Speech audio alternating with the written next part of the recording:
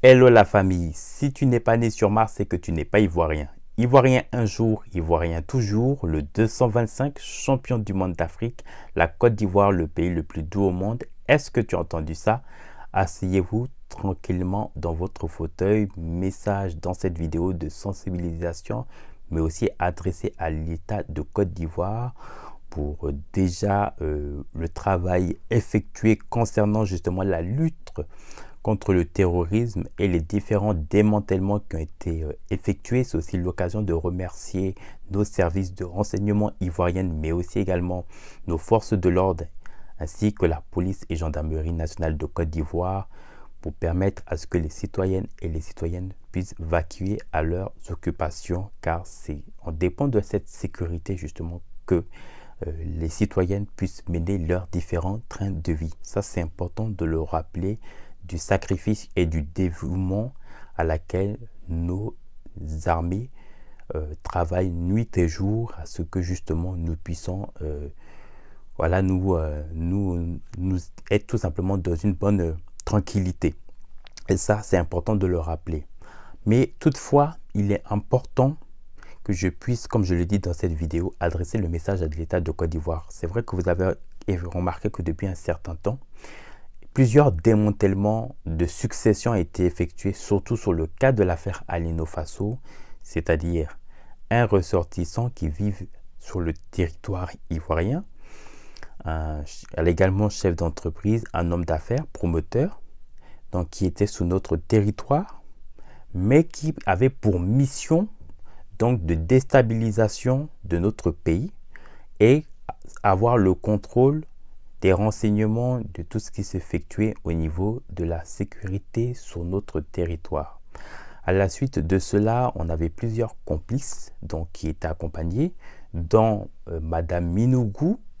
Il y a eu le cas donc, de Sigiré et d'autres personnes, Monsieur Barré, également qui était accompagné dans justement cette complicité à la déstabilisation de notre pays, la Côte d'Ivoire. Ce serait préférable, et ça je le dis parce que je l'avais déjà fait part dans mes vidéos précédentes où je parlais de la politique d'immigration, mais l'option de la fermeture des frontières provisoires, c'est une question qui doit être réellement posée, d'autant plus qu'on est à plusieurs mois des élections 2025 qui est prévue en octobre, donc de cette année, dont la question provisoire de la fermeture des frontières doit être posée. Car c'est vrai, nous faisons confiance bien sûr à nos armées, à nos forces, qui font un travail remarquable, mais la confiance n'exclut pas le doute, puisque l'ennemi, elle est à la fois de l'intérieur comme de l'extérieur.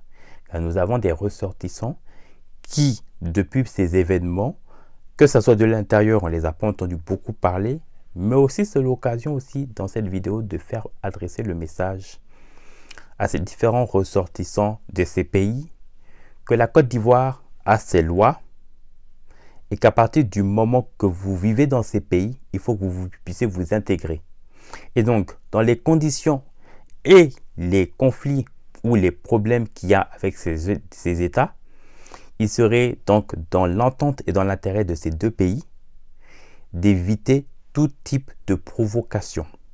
Et c'est pour cela que, à la suite de ces différents événements, puisque on a eu donc un de nos frères ivoiriens qui a été agressé à partie par des groupes burkinabés sur notre territoire, de menaces de mort, agression donc avec des armes blanches, couteaux, pour ne citer que cela.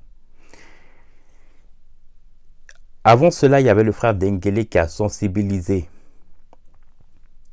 un Burkinabé donc, qui vivait sur notre territoire, donc il portait le maillot avec la photo du capitaine Ibrahim Traoré, ce qui est de la provocation.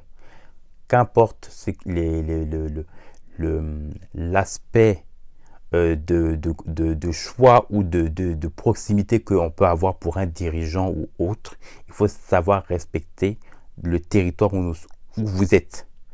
Ce genre de cas, dans l'inverse, ça ne peut pas se faire. On peut pas, vous ne verrez jamais un Ivoirien qui va porter un maillot avec la photo de nos présidents, de nos autorités et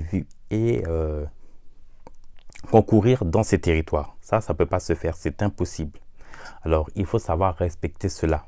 Le timing est mal choisi et c'est aussi l'occasion dans cette vidéo de dire à tous les frères et sœurs que ce que nos frères et sœurs sensibilisent, c'est d'abord dans l'intérêt de notre nation. On ne le fait pas pour quelqu'un, on ne le fait pas pour vous. Si chez vous, vos autorités n'ont pas l'habitude de vous écouter, pour nos cas, nos dirigeants, nos États nous écoutent, nous suivent sur les réseaux sociaux et prend beaucoup plus d'intérêt dans les messages véhiculés, car on sait très bien que dans les réseaux sociaux, il y a de tout.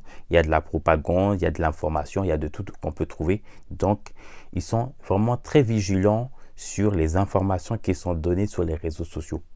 Donc, c'est pour vous dire que nos autorités sont à l'écoute et qu'il est aussi dans l'intérêt de tous, justement, de trouver des solutions à permettre que nos agents aussi puissent être en parfaite efficacité.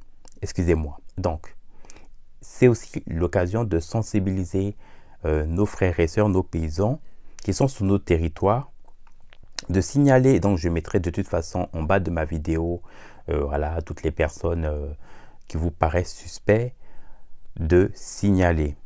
Les maillots, ce genre de trucs de supporters là, sur notre territoire, c'est illégal, c'est interdit.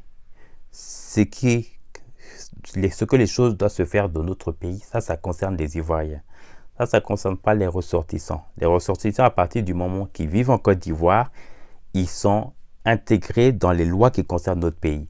Si vous voulez faire les choses qui se passent dans les pays des autres, alors à ce moment-là, ça veut dire que vous ne vous sentez pas à l'aise dans ce pays. Donc, il serait temps de partir et d'aller dans un pays où vous vous sentez à l'aise, où vous pourrez pratiquer vos choses. Ici en Côte d'Ivoire, on a des lois. Les lois qui se passent dans les autres pays ne concernent pas la Côte d'Ivoire. Donc les choses que vous faites ailleurs, ça ne concerne pas la Côte d'Ivoire. On n'est pas concerné. Donc les Ivoiriens, quand ils agissent et quand ils demandent les choses à nos autorités ils nous écoutent en fonction de ce qui concerne notre pays. On ne le fait pas pour l'intérêt de quelqu'un. Et donc, il ne faudrait pas que les gens puissent penser que quand on pose des actes, ça va être des actions qui vont être à la haine ou à des invectives justement de haine ou de racisme ou je ne sais quoi. Non, non, non, ça n'a rien à voir. Quand les autorités de ces différents pays incitent à la haine, quand il s'agit justement d'enflammer la toile pour inciter certains dirigeants qui seraient complices du terrorisme, là on ne voit pas le danger, on ne voit pas la haine. On dit que c'est conséquences qui conseillent. Quand il y a des actes qui sont posés, on ne le voit pas parce que ça ne vous arrange pas. C'est quand les actions sont posées, mais nous, on n'attend pas les gens. Quand ça sera trop tard, là, nous, on a déjà accéléré les choses. Donc nous, quand on fait les vidéos, c'est aussi des vidéos qui vont rester pour preuve. Ça peut être aussi des vidéos qui peuvent aussi me conseiller parce que même si dans 5 ans, dans 10 ans, je suis même rattrapé par mes messages que j'ai véhiculés, ben ça va aussi me sensibiliser aussi à justement faire prudence à mes prochaines sorties. Donc c'est aussi une manière aussi pédagogique de me sensibiliser moi-même. Et donc je profite comme moi, mais comme tous nos frères et sœurs, de laisser ces vidéos pour ne pas que demain, quand nos frères et sœurs vont poser certaines actions radicales dans l'intérêt de nos pays, il ne faudrait pas que certains pays ressortissants qui n'arrivent pas à s'intégrer dans ces différents pays soient surprises. Donc on le dit, ce que vous faites dans les autres pays ne marche pas forcément dans notre pays, en Côte d'Ivoire ou ailleurs. Il faut savoir respecter les lois qui concernent les autres pays. Ça ne nous concerne pas. Donc, il faudrait s'intégrer et comprendre qu'ici, il y a des lois. Ça, c'est très important. Je profite de le dire pour que les gens soient bien compris. Quand on le fait pas au plaisir, justement, des autres pays. On le fait dans l'intérêt de ce qui concerne notre pays à nous. Et c'est ça le plus important. Nos autorités nous écoutent. Si vos autorités n'ont pas cet intérêt à écouter vos messages, ça, c'est vous qui voyez. Nous, on a les autorités qui sont à l'écoute et qui comprennent l'intérêt de notre nation. Voilà ce que je voulais dire dans cette vidéo. Évitez tout type de provocation. Si vous n'êtes pas intégré dans un pays que vous ne vous sentez pas à l'aise, vous pouvez vous en aller. Si c'est ce genre de message qu'on véhicule de nuit et jour, que vous appelez ça amener à la haine, c'est parce que vous savez derrière, au fond de vous, qu'il y a quelque chose que vous faites qui n'est pas juste, qui vous fait dire ça. Sinon, si vous n'avez rien à vous reprocher, vous ne devrez pas sentir du mal dans cette vidéo, d'autant plus que c'est une sensibilisation qui concerne notre pays, ça ne vous concerne pas. Donc, il est dans l'entente de ces deux pays que vous puissiez apprendre à respecter les lois de chaque État. Parce que vous-même, vous ne vous accepterez pas qu'on puisse utiliser cette même type de provocation chez vous. Vous ne l'accepterez pas. Donc, n'hésitez pas à vous abonner, à liker et à laisser un commentaire en bas de ma vidéo. Merci. Portez-vous bien surtout.